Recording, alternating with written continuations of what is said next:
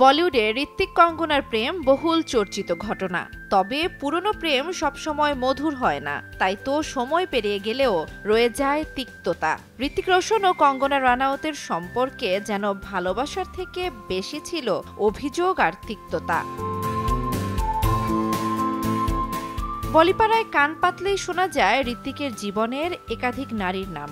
2014 সালে স্ত্রী সুজান খানের সঙ্গে বিচ্ছেদের পরে তার জীবনে এসেছিলেন কঙ্গনা। শোনা যায় প্যারিসে ঋত্বিক তাকে প্রেমের প্রস্তাবও দিয়েছিলেন, তবে সবকিছুই ছিল গোপন। এরপর ক্রিশ 3 ছবিতে একসঙ্গে কাজ করে তারা হন সুপারহিট, কিন্তু ছবির সাফল্য ম্লান হতেই সম্পর্কেও পড়ে ভাটা।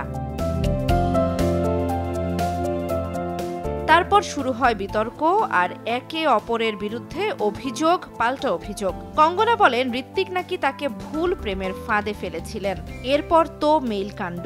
কঙ্গনার দাবি ঋত্বিক তাকে আপত্তিকর ছবি পাঠাতেন এবং এমন ছবি চাইতেনও। ঋত্বিক অবশ্য এই অভিযোগ সম্পূর্ণ মিথ্যা বলে আইনি পদক্ষেপও নিয়েছিলেন। 2015 সালে কঙ্গনা রানাউত এবং ঋত্বিক রোশনের মধ্যে ইমেইল বিতর্ক বলিউডে রীতিমতো ঝড় তুলেছিল। প্রথমে এই বিতর্ক অনেকটা ব্যক্তিগত সম্পর্কের টানাপোড়েন বলেই মনে হয়েছিল, কিন্তু সময়ের সঙ্গে সঙ্গে তা আইনি লড়াইয়ের রূপ নেয়। কঙ্গনা প্রকাশ্যে দাবি করেন ঋত্বিক নাকি তাকে প্রেমের প্রতিশ্রুতি দিয়ে প্রতারণা করেছিলেন। জান্নাতুল দোলনা, সময় সংবাদ।